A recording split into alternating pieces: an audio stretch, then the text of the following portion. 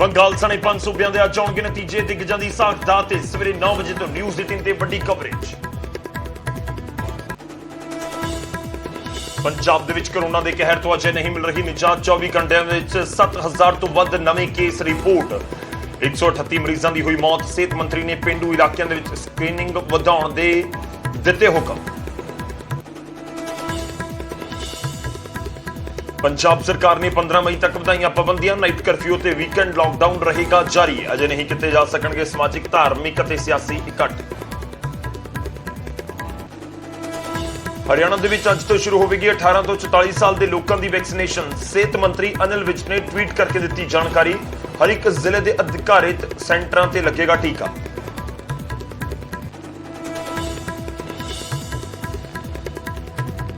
Corona ਮਹਾਮਾਰੀ ਨੂੰ ਲੈ ਕੇ ਹਰਕਤ ਦੇ ਵਿੱਚ ਹਰਿਆਣਾ ਸਰਕਾਰ। ਗੁਰੂਗ੍ਰਾਮ ਦੇ ਵਿੱਚ ਹੁਣ ਮੁੱਖ ਮੰਤਰੀ ਖੁਦ ਸੰਭਾਲਣਗੇ ਮੋਰਚਾ। ਵੱਖ-ਵੱਖ ਜ਼ਿਲ੍ਹਿਆਂ ਦੇ ਵਿੱਚ ਮੰਤਰੀ ਕਰਨਗੇ ਇੰਤਜ਼ਾਮਾਂ ਦੀ ਨਿਗਰਾਨੀ। ਕੋਵਿਡ ਮਰੀਜ਼ਾਂ ਨੂੰ ਆਕਸੀਜਨ ਸਪਲਾਈ ਦੇ ਲਈ ਇੰਡਸਟਰੀ ਦੀ ਮਦਦ ਦੀ ਦਰਕਾਰ। ਸਨਅਤ ਮੰਤਰੀ ਨੇ ਉਦਯੋਗਾਂ ਨੂੰ ਸਿਲੰਡਰ ਹਸਪਤਾਲਾਂ ਨੂੰ ਦੇਣ ਦੀ ਕੀਤੀ ਅਪੀਲ। ਬੋਲੇ ਆਕਸੀਜਨ ਦੀ ਜ਼ਰੂਰਤ ਪੂਰੀ ਕਰਨ ਦੇ ਲਈ ਲਗਾਤਾਰ ਕਰ ਰਹੇ ਹਾਂ ਕੋਸ਼ਿਸ਼। ਕੋਰੋਨਾ ਸੰਕਟ ਕਾਲ ਦੇ ਵਿੱਚ ਫੌਜ ਨੇ ਸੰਭਾਲਿਆ ਮੋਰਚਾ। ਫੌਜ ਦੇ 600 ਰਿਟਾਇਰਡ ਡਾਕਟਰਾਂ ਨੂੰ ਕੋਰੋਨਾ ਡਿਊਟੀ ਤੇ ਵਾਪਸ ਬੁਲਾਇਆ। ਰੱਖਿਆ ਮੰਤਰੀ ਰਾਜਨਾਥ ਸਿੰਘ ਖੁਦ ਕਰ ਰਹੇ ਨਜ਼ਰਸਾਨੀ।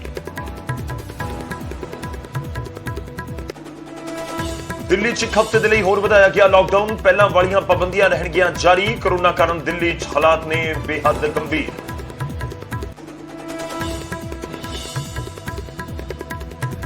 ਤੇ ਗੁਰੂ ਤੇਗ ਬਹਾਦਰ ਜੀ ਦੇ ਪ੍ਰਕਾਸ਼ ਪੁਰਬ ਮੌਕੇ ਦਰਬਾਰ ਸਾਹਿਬ ਦੇ ਵਿੱਚ ਹੋਈ ਮਨਮੋਹਕ ਆਤਿਸ਼ਬਾਜ਼ੀ। ਸੰਗਤ ਨੇ ਸ਼ਰਧਾ ਭਾਵ ਦੇ ਨਾਲ ਭਰੀ ਹਾਜ਼ਰੀ।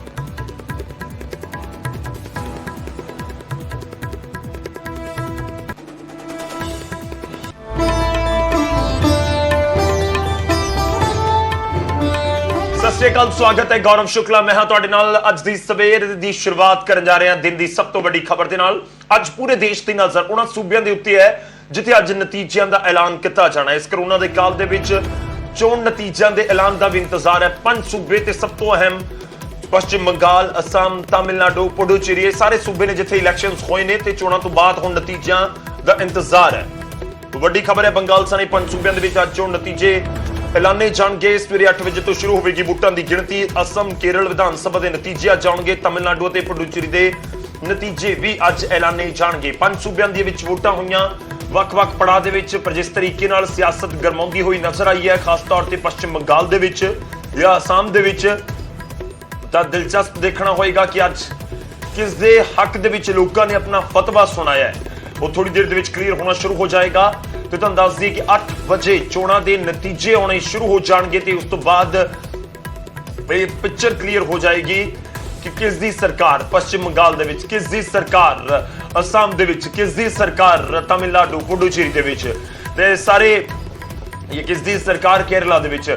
ਇਹ ਸਾਰੇ ਨਤੀਜੇ 8 ਵਜੇ ਤੋਂ ਨਿਊਜ਼ 18 ਦੇ ਉੱਤੇ ਤੁਹਾਨੂੰ ਵੱਡੀ ਕਵਰੇਜ ਦੇਖਣ ਨੂੰ ਮਿਲੇਗੀ। ਅਸੀਂ ਕੋਸ਼ਿਸ਼ ਕਰਾਂਗੇ ਕਿ ਹਰ ਇੱਕ ਅਪਡੇਟ ਇਹਨਾਂ ਸੂਬਿਆਂ ਦੀ ਤੁਹਾਡੇ ਤੱਕ ਪਹੁੰਚਾ ਸਕੀਏ, ਕਿਉਂਕਿ ਇਲੈਕਸ਼ਨ ਈਅਰ ਦੇ ਵਿੱਚ ਕਿਸ ਤਰੀਕੇ ਨਾਲ ਰੈਲੀਆਂ ਉੱਥੇ ਹੋਈਆਂ ਨੇ, ਇਲੈਕਸ਼ਨ ਦੇ ਐਲਾਨ ਤੋਂ ਬਾਅਦ ਕਿਸ ਤਰੀਕੇ ਨਾਲ ਉੱਥੇ ਸਿਆਸਤ ਗਰਮਾਉਂਦੀ ਹੋਈ ਨਜ਼ਰ ਆਈ ਹੈ, ਇਹ ਪਿਛਲੇ ਕੁਝ ਦਿਨਾਂ ਦੇ ਵਿੱਚ ਸਾਰਿਆਂ ਨੇ ਦੇਖਿਆ ਹੈ।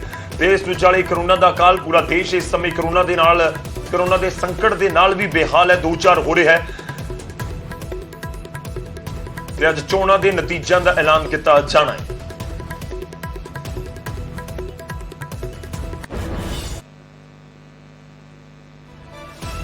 ਹੁਣ ਅੱਗੇ ਵਧਦੇ ਹਾਂ ਤੇ ਗੱਲ ਕੋਰੋਨਾ ਦੀ ਕਰਾਂਗੇ ਤੇ ਕੋਰੋਨਾ ਦੇ ਮਾਮਲੇ ਲਗਾਤਾਰ ਵਧਦੇ ਨਜ਼ਰ ਆ ਰਹੇ ਨੇ। ਇੱਕ ਪਾਸੇ ਚੋਣਾਂ ਦੇ ਨਤੀਜੇ ਨੇ, ਪਰ ਦੂਜੇ ਪਾਸੇ ਇਸ ਸਮੇਂ ਦੇਸ਼ ਦੇ ਵਿੱਚ ਸਾਹਮਣੇ ਸਭ ਤੋਂ ਵੱਡੀ ਚੁਣੌਤੀ ਕੋਰੋਨਾ ਦੇ ਵੱਧ ਰਹੇ ਮਾਮਲਿਆਂ ਦੀ ਹੈ। ਤੇ ਇਹਨਾਂ ਵੱਧਦੇ ਮਾਮਲਿਆਂ ਦੇ ਵਿਚਾਲੇ ਤੁਹਾਨੂੰ ਦੱਸ ਦਈਏ ਕਿ ਪੰਜਾਬ ਦੇ ਵਿੱਚ ਵੀ ਸਥਿਤੀ ਗੰਭੀਰ ਹੁੰਦੀ ਜਾ ਰਹੀ ਹੈ। 24 ਘੰਟਿਆਂ 'ਚ ਪੰਜਾਬ 'ਚ 7000 ਤੋਂ ਨਵੇਂ ਕੇਸ, 7000 ਤੋਂ ਜ਼ਿਆਦਾ ਨਵੇਂ ਕੇਸ ਰਿਪੋਰਟ ਕੀਤੇ ਗਏ ਨੇ। 7041 ਨਵੇਂ ਮਾਮਲੇ ਰਿਪੋਰਟ ਕੀਤੇ ਗਏ ਨੇ। ਪੰਜਾਬ 'ਚ ਕੋਰੋਨਾ ਦਾ ਕਹਿਰ ਇਸ ਤਰੀਕੇ ਨਾਲ ਜਾਰੀ ਹੈ ਤੇ ਚਿੰਤਾ ਜੋ ਅਸੀਂ ਲਗਾਤਾਰ ਜ਼ਿਕਰ ਕਰਦੇ ਹਾਂ ਕਿ ਚਿੰਤਾ ਜਿਹੜੇ ਲੋਕਾਂ ਦੀ ਮੌਤ ਹੋ ਰਹੀ ਹੈ ਉਸ ਨੂੰ ਲੈ ਕੇ ਜ਼ਿਆਦਾ ਹੈ। 138 ਲੋਕਾਂ ਦੀ ਮੌਤ ਕੋਰੋਨਾ ਦੀ ਵਜ੍ਹਾ ਦੇ ਨਾਲ ਪੰਜਾਬ ਦੇ ਵਿੱਚ ਪਿਛਲੇ 24 ਘੰਟਿਆਂ ਦੇ ਵਿੱਚ ਹੋਈ ਹੈ। ਲੁਧਿਆਣਾ ਬਹੁਤ ਜ਼ਿਆਦਾ ਪ੍ਰਭਾਵਿਤ ਹੈ। 24 ਘੰਟਿਆਂ 'ਚ ਲੁਧਿਆਣਾ ਦੇ ਵਿੱਚ 1600 ਕੇਸ ਆਏ ਨੇ। 1600 ਇੱਕ ਦਿਨ ਦੇ ਕੇਸ। 18 ਲੋਕਾਂ ਦੀ ਮੌਤ ਵੀ ਲੁਧਿਆਣਾ ਦੇ ਵਿੱਚ ਹੋਈ ਹੈ। ਬਠਿੰਡਾ ਵੀ ਨਵਾਂ ਹੌਟਸਪੌਟ ਬਣਦਾ ਪੰਜਾਬ 'ਚ ਨਜ਼ਰ ਆ ਰਿਹਾ ਹੈ, ਕਿਉਂਕਿ ਹੁਣ ਤੱਕ ਅਸੀਂ ਪਿਛਲੇ 1 ਸਾਲ ਦਾ ਪੂਰਾ ਜੋ ਕਰੋਨਾ ਦਾ ਅਪਡੇਟ ਰਿਹਾ ਉਸ ਦੇ ਉੱਤੇ ਨਜ਼ਰ ਮਾਰੀਏ ਤਾਂ ਜਿਹੜੇ ਸਭ ਤੋਂ ਜ਼ਿਆਦਾ ਮਾਮਲੇ ਸੀ ਉਹ ਲੁਧਿਆਣਾ, ਜਲੰਧਰ, ਅੰਮ੍ਰਿਤਸਰ ਜਾਂ ਮੋਹਾਲੀ, ਪਟਿਆਲਾ ਤੱਕ ਸੀਮਿਤ ਸੀ। ਬਠਿੰਡਾ ਦੇ ਵਿੱਚ ਕੇਸਿਸ ਆਏ ਪਰ ਇਸ ਤਰੀਕੇ ਨਾਲ ਇੰਨੀ ਜ਼ਬਰਦਸਤ ਉਛਾਲ ਮੌਤਾਂ ਦੇ ਵਿੱਚ ਕਦੇ ਨਹੀਂ ਆਇਆ ਬਠਿੰਡਾ। ਪਰ ਬਠਿੰਡਾ 'ਚ ਪਿਛਲੇ 24 ਘੰਟਿਆਂ ਸਭ ਤੋਂ ਜ਼ਿਆਦਾ ਮੌਤਾਂ ਹੋਈਆਂ ਨੇ, 22 ਲੋਕਾਂ ਨੇ ਦਮ ਤੋੜਿਆ। ਗ੍ਰਾਫਿਕਸ ਦੇ ਜ਼ਰੀਏ ਤੁਹਾਨੂੰ ਦਿਖਾ ਦਿੰਦੇ ਹਾਂ ਕਿ ਪੰਜਾਬ ਭਰ ਦੇ ਵਿੱਚ ਹਾਲ ਕੀ ਹੈ 24 ਘੰਟਿਆਂ ਦੇ। ਉਸ ਤੋਂ ਬਾਅਦ ਮੈਂ ਇੱਕ ਇੱਕ ਕਰਕੇ ਕੁਝ ਜ਼ਿਲ੍ਹਿਆਂ ਦਾ ਹਾਲ ਦਿਖਾਵਾਂਗਾ ਜੋ ਇਸ ਸਮੇਂ ਸਭ ਤੋਂ ਜ਼ਿਆਦਾ ਪੰਜਾਬ ਦੇ ਵਿੱਚ ਪ੍ਰਭਾਵਿਤ ਨੇ। ਪਹਿਲਾਂ ਪੂਰੇ ਪੰਜਾਬ ਦਾ ਅੰਕੜਾ ਤੁਹਾਡੇ ਟੀਵੀ ਸਕਰੀਨ ਦੇ ਉੱਤੇ 7041 ਨਵੇਂ ਕੇਸ ਰਿਪੋਰਟ ਕੀਤੇ ਗਏ ਨੇ ਪੂਰੇ ਪੰਜਾਬ ਦੇ ਵਿੱਚ। 138 ਲੋਕਾਂ ਦੀ ਮੌਤ ਹੋਈ ਹੈ ਪਰ ਇਸ ਦੇ ਵਿੱਚ ਇੱਕ ਅੰਕੜਾ ਜੋ ਤੁਹਾਨੂੰ ਰਾਹਤ ਵੀ ਦੇਗਾ ਔਰ ਅੰਕੜਾ ਹੈ 4448। ਜੀ ਹਾਂ, ਇਹ ਉਹ ਲੋਕ ਨੇ ਜਿਨ੍ਹਾਂ ਨੇ ਕਰੋਨਾ ਨੂੰ ਮਾਤ ਦੇ ਦਿੱਤੀ, ਉਹ ਲੋਕ ਨੇ ਜਿਨ੍ਹਾਂ ਨੇ ਕਰੋਨਾ ਨੂੰ ਹਰਾ ਕੇ ਵਾਪਸੀ ਕੀਤੀ ਹੈ। ਖੈਰ ਕਰੋਨਾ ਦੇ ਕੇਸਿਸ ਬਹੁਤ ਸਾਰੇ ਨੇ ਪਰ ਦੂਜੇ ਪਾਸੇ ਜਿਹੜੀਆਂ ਮਿਸਾਲਾਂ ਲੋਕਾਂ ਦੀਆਂ ਨੇ ਜਿਸ ਤਰੀਕੇ ਨਾਲ ਉਹਨਾਂ ਨੇ ਕਰੋਨਾ ਨੂੰ ਹਰਾਇਆ ਉਹ ਵੀ ਸਾਹਮਣੇ ਨੇ। ਬਹੁਤ ਸਾਰੇ ਕੇਸਿਸ ਨੇ ਜੋ ਲਗਾਤਾਰ ਰਿਕਵਰ ਹੋ ਰਹੇ ਨੇ ਤੇ ਇੱਕ ਇੱਕ ਕਰਕੇ ਹੁਣ ਤੁਹਾਨੂੰ ਉਹ ਜ਼ਿਲ੍ਹੇ ਦਿਖਾਣੇ ਆ ਜਿਹੜੇ ਪੰਜਾਬ ਦੇ ਸਭ ਤੋਂ ਜ਼ਿਆਦਾ ਪ੍ਰਭਾਵਿਤ ਨੇ। ਸ਼ੁਰੂਆਤ ਬਠਿੰਡਾ ਤੋਂ। ਬਠਿੰਡਾ ਦੇ ਵਿੱਚ ਨਵੇਂ ਕੇਸ ਜਿਹੜੇ ਰਿਪੋਰਟ ਕੀਤੇ ਗਏ ਨੇ ਪਿਛਲੇ 24 ਘੰਟਿਆਂ 653, 269 ਲੋਕ ਰਿਕਵਰ ਹੋਏ ਨੇ ਯਾਨੀ ਕਿ ਜਿਨ੍ਹਾਂ ਨੇ ਕਰੋਨਾ ਨੂੰ ਮਾਤ ਦਿੱਤੀ ਹੈ। ਪਰ ਮੌਤਾਂ ਦੀ ਗਿਣਤੀ ਪਿਛਲੇ 24 ਘੰਟਿਆਂ ਸਭ ਤੋਂ ਜ਼ਿਆਦਾ ਬਠਿੰਡਾ ਦੇ ਵਿੱਚ ਰਹੀ ਹੈ, 22 ਲੋਕਾਂ ਦੀ ਮੌਤ ਹੋਈ ਹੈ। ਬਠਿੰਡਾ ਤੋਂ ਬਾਅਦ ਰੁਕ ਕਰਦੇ ਹਾਂ ਲੁਧਿਆਣਾ ਦਾ। ਲੁਧਿਆਣਾ ਇਸ ਸਮੇਂ ਸਭ ਤੋਂ ਜ਼ਿਆਦਾ ਪ੍ਰਭਾਵਿਤ ਹੈ। ਨਵੇਂ ਕੇਸਿਸ ਜਿਸ ਤਰੀਕੇ ਨਾਲ ਲੁਧਿਆਣਾ ਦੇ ਸਾਹਮਣੇ ਆ ਰਹੇ ਨੇ, 1600 ਨਵੇਂ ਕੇਸ ਰਿਪੋਰਟ ਕੀਤੇ ਗਏ ਨੇ ਲੁਧਿਆਣਾ ਦੇ ਵਿੱਚ ਪਿਛਲੇ 24 ਘੰਟਿਆਂ ਦੇ ਵਿੱਚ ਜਿਹੜੇ ਲੋਕਾਂ ਨੂੰ ਕਰੋਨਾ ਹੋ ਗਿਆ। ਇਹਨਾਂ ਦੇ ਵਿੱਚੋਂ 533 ਲੋਕ ਰਿਕਵਰ ਹੋ ਗਏ ਨੇ ਜਦਕਿ 18 ਲੋਕਾਂ ਦੀ ਮੌਤ ਕਰੋਨਾ ਦੀ ਵਜ੍ਹਾ ਦੇ ਨਾਲ ਲੁਧਿਆਣਾ ਜ਼ਿਲ੍ਹੇ ਦੇ ਵਿੱਚ ਹੋਈ ਹੈ। ਲੁਧਿਆਣਾ ਤੋਂ ਬਾਅਦ ਅਗਲਾ ਗ੍ਰਾਫਿਕ ਤੁਹਾਡੀ ਟੀਵੀ ਸਕਰੀਨ ਦੇ ਉੱਤੇ ਅੰਮ੍ਰਿਤਸਰ, ਇਹ ਜ਼ਿਲ੍ਹਾ ਵੀ ਬਹੁਤ ਪ੍ਰਭਾਵਿਤ ਹੈ। ਨਵੇਂ ਕੇਸ ਅੰਮ੍ਰਿਤਸਰ ਦੇ ਵਿੱਚ ਜਿਹੜੇ ਰਿਪੋਰਟ ਕੀਤੇ ਗਏ ਨੇ ਉਹ 229 ਨੇ, 270 ਲੋਕ ਰਿਕਵਰ ਹੋ ਗਏ ਨੇ ਜਦਕਿ 8 ਲੋਕਾਂ ਦੀ ਮੌਤ ਕਰੋਨਾ ਦੀ ਵਜ੍ਹਾ ਦੇ ਨਾਲ ਹੋ ਗਈ ਹੈ। ਅੰਮ੍ਰਿਤਸਰ ਤੋਂ ਬਾਅਦ ਰੁਕ ਕਰਦੇ ਹਾਂ ਪਟਿਆਲਾ ਦਾ। ਪਟਿਆਲਾ ਦੇ ਵਿੱਚ ਕੇਸ ਹੈਗੇ ਨੇ 562 ਤੇ ਇਹਨਾਂ ਦੇ ਵਿੱਚੋਂ 521 ਲੋਕ ਰਿਕਵਰ ਹੋਏ ਨੇ। ਜਿਹੜੇ ਰਿਕਵਰ ਵਾਲੀ ਗਿਣਤੀ ਉਹ ਕਰੀਬ ਨਵੇਂ ਕੇਸਿਸ ਦੇ ਨੇੜੇ ਪਹੁੰਚ ਗਏ। ਕੱਲ ਨਵੇਂ ਕੇਸਿਸ 562 ਸੀ, 521 ਲੋਕ ਰਿਕਵਰ ਵੀ ਕਰ ਗਏ ਪਟਿਆਲਾ ਦੇ ਵਿੱਚ। ਰਾਹਤ ਭਰੀ ਖਬਰ ਹੈ ਪਰ 12 ਲੋਕਾਂ ਦੀ ਮੌਤ ਵੀ ਹੋਈ ਹੈ। ਇਹ ਚਿੰਤਾ ਨੂੰ ਵਧਾਉਣ ਵਾਲਾ ਅੰਕੜਾ ਵੀ। ਤੇ ਗੱਲ ਅਸੀਂ ਚੰਡੀਗੜ੍ਹ ਦੇ ਨਾਲ ਲੱਗਦੇ ਮੋਹਾਲੀ ਦੀ ਕਰੀਏ ਤਾਂ ਮੋਹਾਲੀ ਦੇ ਵਿੱਚ ਪੰਜਾਬ ਦਾ ਇੱਕ ਵੱਡਾ ਸ਼ਹਿਰ, ਵੱਡਾ ਜ਼ਿਲ੍ਹਾ, 936 ਨਵੇਂ ਕੇਸ ਰਿਪੋਰਟ ਕੀਤੇ ਗਏ ਨੇ। 799 ਲੋਕਾਂ ਨੇ ਕਰੋਨਾ ਨੂੰ ਮਾਤ ਦਿੱਤੀ ਹੈ। 8 ਲੋਕਾਂ ਦੀ ਮੌਤ ਕਰੋਨਾ ਦੀ ਵਜ੍ਹਾ ਦੇ ਨਾਲ ਹੋਈ ਹੈ ਮੋਹਾਲੀ ਜ਼ਿਲ੍ਹੇ ਦੇ ਵਿੱਚ।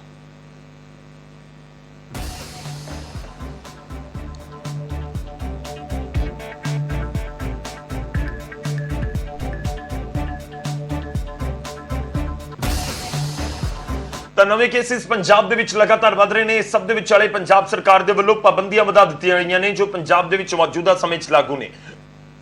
ਉਹਨਾਂ ਨੂੰ ਵਧਾ ਕੇ 15 ਮਈ ਤੱਕ ਕਰ ਦਿੱਤਾ ਗਿਆ ਹੈ। ਜੀ ਹਾਂ, ਸ਼ਾਮ ਨੂੰ ਜਿਹੜਾ ਨਾਈਟ ਕਰਫਿਊ ਲੱਗ ਰਿਹਾ ਹੈ 6 ਵਜੇ ਤੋਂ ਲੈ ਕੇ ਸਵੇਰੇ 5 ਵਜੇ ਤੱਕ ਉਹ ਜਾਰੀ ਰਹੇਗਾ। 15 ਮਈ ਤੱਕ ਉਹ ਜਾਰੀ ਰਹੇਗਾ।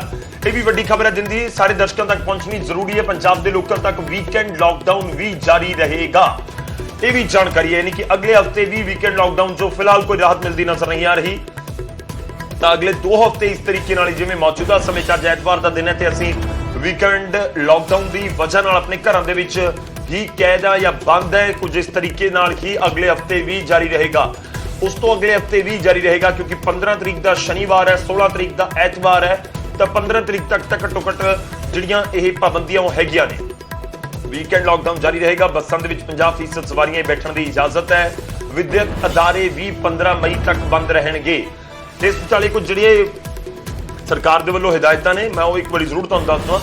ਸਾਰੇ ਪ੍ਰਾਈਵੇਟ ਮੁਲਾਜ਼ਮ ਸਿਰਫ ਵਰਕ ਫਰਮ ਹੋਮ ਕਰ ਸਕਣਗੇ ਯਾਨੀ ਕਿ ਜਿਹੜੀਆਂ ਪ੍ਰਾਈਵੇਟ ਸੰਸਥਾਨ ਨੇ ਉਹ ਬੰਦ ਰਹਿਣਗੇ। ਵੱਡੇ ਸਮਾਗਮਾਂ ਦੇ ਵਿੱਚ ਸ਼ਿਰਕਤ ਕਰਨ ਦੇ ਉੱਤੇ 5 ਦਿਨ ਕੁਆਰੰਟਾਈਨ ਹੋਣਾ ਜ਼ਰੂਰੀ ਹੈ। ਸਾਰੇ ਸਿਆਸੀ ਜਿਹੜੀਆਂ ਸਭਾਵਾਂ ਉੱਤੇ ਸੂਬੇ ਭਰ ਦੇ ਵਿੱਚ ਪੂਰੀ ਤਰ੍ਹਾਂ ਦੇ ਨਾਲ ਬੈਨ ਹੈ। ਵਿਆਹ ਜਾਂ ਕਿਸੇ ਸਮਾਗਮ ਦੇ ਵਿੱਚ ਵੀ ਲੋਕਾਂ ਨੂੰ ਇਜਾਜ਼ਤ ਹੈ। ਹਰ ਤਰ੍ਹਾਂ ਦਾ ਸਮਾਜਿਕ ਧਾਰਮਿਕ ਜਿਹੜੇ ਪ੍ਰੋਗਰਾਮ ਹੈ ਉਹਨਾਂ ਦੇ ਉੱਤੇ ਪਾਬੰਦੀ ਹੈ। ਜਿਹੜੀਆਂ ਹਫਤਾਵਰ ਮਾਰਕੀਟਸ ਨੇ ਜਿਹੜੀਆਂ ਐਤਵਾਰ ਸ਼ਨੀਵਾਰ ਨੂੰ ਖੁੱਲਦੀਆਂ ਨੇ ਉਹ ਵੀ ਬੰਦ ਰਹਿਣਗੀਆਂ ਜਾਂ ਕਿਸੇ ਹੋਰ ਦਿਨ ਖੁੱਲਦੀਆਂ ਬੰਦ ਰਹਿਣਗੀਆਂ। ਸਾਰੀਆਂ ਦੁਕਾਨਾਂ, ਮਾਲਸ ਅਤੇ ਮਲਟੀਪਲੈਕਸ ਸ਼ਾਮ ਨੂੰ 5 ਵਜੇ ਬੰਦ ਹੋਣਗੇ। ਹੁਣ 5 ਵਜੇ ਹੀ ਬੰਦ ਹੋਣਗੇ ਅਗਲੇ 15 ਦਿਨ। 15 ਮਈ ਤੱਕ ਸਾਰੇ ਰੈਸਟੋਰੈਂਟ ਦੇ ਵਿੱਚ ਸਿਰਫ ਟੇਕ ਅਵੇ ਤੇ ਹੋਮ ਡਿਲੀਵਰੀ ਹੋਵੇਗੀ। Bar, cinema hall, gym, spa, coaching centre ਬੰਦ ਰਹਿਣਗੇ ਤੇ ਬੱਸ, ਆਟੋ ਟੈਕਸੀ, ਜਿਵੇਂ ਮੈਂ ਪਹਿਲਾਂ ਜ਼ਿਕਰ ਕੀਤਾ 50% ਲੋਕਾਂ ਦੇ ਹੀ ਬੈਠਣ ਦੀ ਉਸ ਦੇ ਵਿੱਚ ਵੀ ਇਜਾਜ਼ਤ ਹੈ, ਉਹ ਐਜ਼ ਇਟ ਇਜ਼ ਰਹੇਗੀ।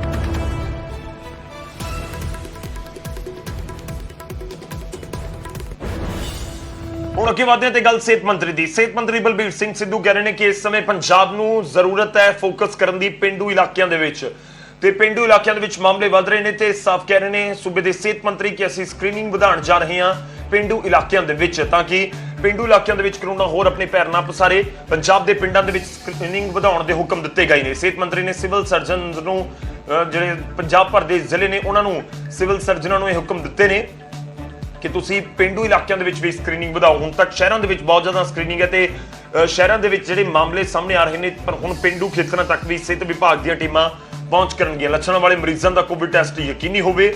ਬੁਖਾਰ ਸਮਝ ਕੇ ਕੁਝ ਲੋਕ ਟੈਸਟ ਨਹੀਂ ਕਰਵਾ ਰਹੇ। ਸਿਹਤ ਮੰਤਰੀ ਨੇ ਵੀ ਕਿਹਾ ਕਿ ਟੈਸਟ ਤੁਸੀਂ ਜ਼ਰੂਰ ਕਰਵਾਓ, ਪਤਾ ਲੱਗੇ ਕਿ ਕਰੋਨਾ ਹੈ ਜਾਂ ਨਹੀਂ ਹੈ, ਇਲਾਜ ਕੀਤਾ ਜਾ ਸਕੇ। ਸ਼ੁਰੂ ਦੇ ਵਿੱਚ ਇਲਾਜ ਨਾ ਹੋਣ ਤੇ ਗੰਭੀਰ ਬਿਮਾਰ ਹੋ ਰਹੇ ਨੇ ਕਰੋਨਾ ਦੇ ਮਰੀਜ਼ ਤੇ ਪੰਜਾਬ ਦੇ ਵਿੱਚ ਮੌਤਾਂ ਦੀ ਗਿਣਤੀ ਜਾਂ ਮੌਤ ਦਰ ਇਸ ਕਰਕੇ ਹੀ ਜ਼ਿਆਦਾ ਹੈ। ਸਰਕਾਰ ਦਾ ਤਰਕ ਹੈ ਮਰੀਜ਼ਾਂ ਦੀ ਜਾਣਕਾਰੀ ਨਾ ਦੇਣ ਵਾਲੇ ਨਿੱਜੀ ਕੋਵਿਡ ਕੇਅਰ ਸੈਂਟਰਾਂ ਤੇ ਕਾਰਵਾਈ ਹੋਵੇਗੀ ਕਿ ਜੇਕਰ ਕੋਈ ਮਰੀਜ਼ ਦੀ ਜਾਣਕਾਰੀ ਨਹੀਂ ਦਿੰਦਾ ਤਾਂ ਫਿਰ ਉਸ ਦੇ ਖਿਲਾਫ ਵੀ ਐਕਸ਼ਨ ਲਿਆ ਜਾਵੇ।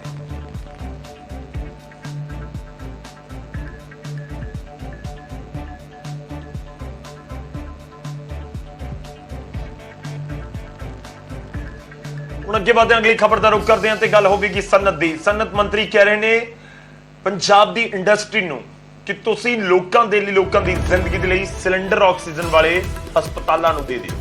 ਜੇ ਪੰਜਾਬ ਦੇ ਵਿੱਚ ਆਕਸੀਜਨ ਦੀ ਸਪਲਾਈ ਨੂੰ ਲੈ ਕੇ ਲਗਾਤਾਰ ਸਰਕਾਰ ਦਾਅਵੇ ਕਰ ਰਹੀ ਹੈ ਤੇ ਸਭ ਦੇ ਵਿਚਾਲੇ ਕੋਸ਼ਿਸ਼ਾਂ ਵੀ ਜਾਰੀ ਨੇ।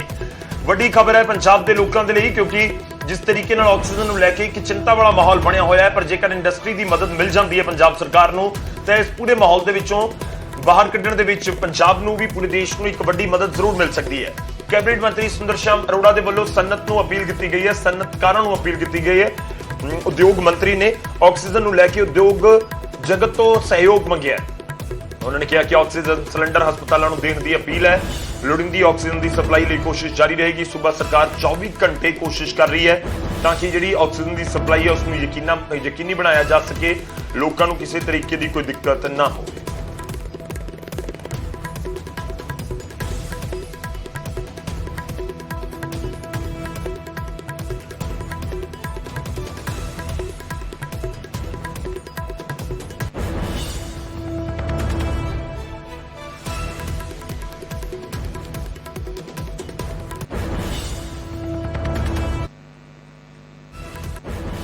ਹੁਣ ਅੱਗੇ ਵਧਦੇ ਹਾਂ ਤੇ ਹੁਣ ਗੱਲ ਕਰਾਂਗੇ ਗੁਆਂਢੀ ਸੂਬੇ ਹਰਿਆਣਾ ਦੀ। ਪੰਜਾਬ ਦੇ ਵਿੱਚ ਅਜੇ 18+ ਯਾਨੀ ਕਿ 18 ਸਾਲ ਤੋਂ ਜ਼ਿਆਦਾ ਉਮਰ ਦੇ ਲੋਕਾਂ ਦੀ ਵੈਕਸੀਨੇਸ਼ਨ ਦਾ ਕੰਮ ਸ਼ੁਰੂ ਨਹੀਂ ਹੋ ਸਕਿਆ ਹੈ, ਪਰ ਅੱਜ ਤੋਂ ਹਰਿਆਣਾ ਦੇ ਵਿੱਚ ਹੋਣ ਜਾ ਰਿਹਾ ਹੈ। ਸਾਰੇ ਜ਼ਿਲ੍ਹਿਆਂ ਦੇ ਵਿੱਚ ਹੋਵੇਗਾ। ਜਿਹੜੇ ਅਧਿਕਾਰਿਤ ਵੈਕਸੀਨੇਸ਼ਨ ਸੈਂਟਰਸ ਨੇ ਹਰਿਆਣਾ ਦੇ ਵਿੱਚ, ਉੱਥੇ ਅੱਜ ਤੀਜੇ ਫੇਜ਼ ਦਾ ਆਗਾਜ਼ ਹੋ ਜਾਏਗਾ। ਜਿਹਾਂ ਹਰਿਆਣਾ ਦੇ ਵਿੱਚ ਅੱਜ ਤੋਂ 18 ਸਾਲ ਤੋਂ ਵੱਧ ਉਮਰ ਦੇ ਲੋਕਾਂ ਨੂੰ ਵੈਕਸੀਨ ਲਗਾਈ ਜਾਵੇਗੀ। ਸਿਹਤ ਮੰਤਰੀ ਅਨਿਲ ਵਿਜ ਨੇ ਟਵੀਟ ਕਰਕੇ ਇਸ ਦੀ ਜਾਣਕਾਰੀ ਦਿੱਤੀ ਹੈ। ਹਰ ਇੱਕ ਜ਼ਿਲ੍ਹੇ ਦੇ ਅਧਿਕਾਰਿਕ ਸੈਂਟਰਾਂ ਦੇ ਉੱਤੇ ਟੀਕਾ ਲੱਗੇਗਾ। 18 ਤੋਂ 44 ਸਾਲ ਦੇ ਲੋਕਾਂ ਦਾ ਟੀਕਾਕਰਨ ਹੋਵੇਗਾ। ਪੰਜਾਬ ਦੇ ਵਿੱਚ ਜਾਂ ਪੰਜਾਬ ਸਣੇ ਕਈ ਸੂਬੇ ਅਜਿਹੇ ਨੇ ਜਿੱਥੇ ਨਹੀਂ ਹੋ ਸਕਿਆ ਤੇ ਉਹਨਾਂ ਦੇ ਵੱਲੋਂ ਤਰਕ ਇਹੀ ਦਿੱਤਾ ਜਾ ਰਿਹਾ ਕਿ ਸਿੱਧਾ ਜਿਹਾ ਇਸ ਸਮੇਂ ਸਥਿਤੀ ਹੈ, ਜੇਕਰ ਇੰਜੈਕਸ਼ਨ ਹੋਣਗੇ ਤਾਂ ਅਸੀਂ ਲਗਾ ਦੇਵਾਂਗੇ, ਜੇ ਵੈਕਸੀਨ ਨਹੀਂ ਪਹੁੰਚਦੀ ਪੰਜਾਬ ਦੇ ਕੋਲ ਤਾਂ ਫਿਰ ਲੋਕਾਂ ਦੇ ਟੀਕੇ ਕਿਵੇਂ ਲੱਗਣਗੇ। ਤਾਂ ਬੜਾ ਇੱਕ ਸਿੱਧਾ ਜਿਹਾ ਫਾਰਮੂਲਾ ਕਿ ਜੇ ਵੈਕਸੀਨ ਦਾ ਟੀਕਾ ਹੋਏਗਾ ਹੀ ਨਹੀਂ ਤਾਂ ਫਿਰ ਕਿਸ ਦੇ ਲਗਾਉਣਗੇ ਟੀਕਾ। ਖੈਰ ਫਿਲਹਾਲ 45 ਸਾਲ ਤੋਂ ਜ਼ਿਆਦਾ ਉਮਰ ਦੇ ਲੋਕਾਂ ਦੇ ਟੀਕੇ ਪੰਜਾਬ ਭਰ ਦੇ ਵਿੱਚ ਲੱਗ ਰਹੇ ਨੇ, ਪਰ ਸਰਕਾਰ ਕਹਿ ਰਹੀ ਹੈ ਵੈਕਸੀਨੇਸ਼ਨ ਦੀ ਜਿਹੜੀ ਤਦਾਦ ਹੈ, ਜਿਹੜੀ ਵੈਕਸੀਨ ਦੀ ਡੋਜ਼ਿਸ ਨੇ ਉਹ ਸਾਡੇ ਕੋਲ ਜ਼ਿਆਦਾ ਪਹੁੰਚਣ ਤਾਂ ਅਸੀਂ ਨਾਲ ਹੀ ਸ਼ੁਰੂ ਕਰ ਦੇਵਾਂਗੇ ਪੰਜਾਬ ਦੇ ਵਿੱਚ ਵੀ। ਖੈਰ ਫਿਲਹਾਲ ਹਰਿਆਣਾ ਦੇ ਵਿੱਚ ਸ਼ੁਰੂ ਕੀਤਾ ਜਾ ਰਿਹਾ।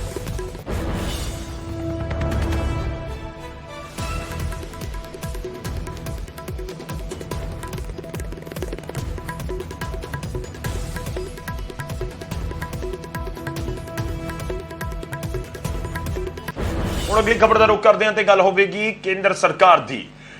ਦੇਸ਼ ਭਰ ਦੇ ਵਿੱਚ ਕਰੋਨਾ ਨੂੰ ਲੈ ਕੇ ਬਣੇ ਹਾਲਾਤ ਨੂੰ ਲੈ ਕੇ ਕੇਂਦਰ ਦੀ ਸਰਕਾਰ ਵੀ ਐਕਸ਼ਨ ਦੇ ਵਿੱਚ ਹੈ ਤੇ ਫੌਜ ਦੇ ਵਿੱਚੋਂ ਰਿਟਾਇਰ ਹੋਏ ਕਰੀਬ 600 ਡਾਕਟਰਸ ਨੂੰ ਵਾਪਸ ਬੁਲਾਇਆ ਗਿਆ ਹੈ ਤਾਂ ਕਿ ਕਰੋਨਾ ਮਰੀਜ਼ਾਂ ਦੀ ਦੇਖਭਾਲ ਦੇ ਵਿੱਚ ਉਹਨਾਂ ਨੂੰ ਲਗਾਇਆ ਜਾ ਸਕੇ। ਜੀ ਹਾਂ, ਕਰੋਨਾ ਦੇ ਕਹਿਰ ਦੇ ਵਿਚਾਲੇ ਹਰਕਤ ਦੇ ਵਿੱਚ ਰੱਖਿਆ ਮੰਤਰਾਲਾ ਵੀ ਹੈ। ਫੌਜ ਦੇ ਸੇਵਾ ਮੁਕਤ ਡਾਕਟਰਾਂ ਨੂੰ ਵਾਪਸ ਬੁਲਾਇਆ ਗਿਆ ਹੈ। 600 ਡਾਕਟਰਾਂ ਨੂੰ ਕਰੋਨਾ ਡਿਊਟੀ ਦੇ ਲਈ ਬੁਲਾਇਆ ਗਿਆ ਹੈ। ਪਿਛਲੇ ਕੁਝ ਸਾਲਾਂ ਦੇ ਵਿੱਚ ਸੇਵਾ ਮੁਕਤ ਹੋਏ ਸਨ, ਰਿਟਾਇਰ ਹੋਏ ਸੀ ਇਹ ਡਾਕਟਰ ਜੋ ਫੌਜ ਦੇ ਵਿੱਚ ਹੁੰਦੇ ਨੇ। ਪਿਛਲੇ ਕੁਝ ਸਾਲਾਂ 'ਚ ਉਹਨਾਂ ਨੇ ਆਪਣੀਆਂ ਸੇਵਾਵਾਂ ਪੂਰੀਆਂ ਕਰ ਲਈਆਂ ਸੀ, ਪਰ ਹੁਣ ਉਹਨਾਂ ਨੂੰ ਵਾਪਸ ਬੁਲਾਇਆ ਗਿਆ। ਐਨਸੀਸੀ ਦੇ 300 ਕੈਡਿਟ ਵੀ ਕਰੋਨਾ ਦੇ ਖਿਲਾਫ ਜੰਗ ਦੇ ਵਿੱਚ ਜੁਟੇ ਹੋਏ ਨੇ। ਦੇਸ਼ ਭਰ ਦੇ ਵਿੱਚ ਇਹਨਾਂ ਦੀ ਤੈਨਾਤੀ ਹੋਏਗੀ, ਖਾਸ ਤੌਰ ਤੇ ਉਹਨਾਂ ਥਾਵਾਂ ਦੇ ਉੱਤੇ ਜਿੱਥੇ ਇਸ ਸਮੇਂ ਹਾਲਾਤ ਗੰਭੀਰ ਬਣੇ ਹੋਏ ਨੇ, ਖਾਸ ਤੌਰ ਤੇ ਦਿੱਲੀ 'ਚ, ਮਹਾਰਾਸ਼ਟਰ ਦੇ ਵਿੱਚ ਜਾਂ ਹੋਰ ਥਾਵਾਂ ਤੇ, ਚਾਹੇ ਪੰਜਾਬ ਹੋਵੇ ਜਾਂ ਕੋਈ ਹੋਰ ਹਿੱਸਾ ਹੋਵੇ ਦੇਸ਼ ਦਾ, ਜਿੱਥੇ ਇਸ ਸਮੇਂ ਦਿੱਕਤ ਹੈ ਉੱਥੇ ਇਹਨਾਂ ਡਾਕਟਰਸ ਨੂੰ ਤੈਨਾਤ ਕੀਤਾ ਜਾਵੇ।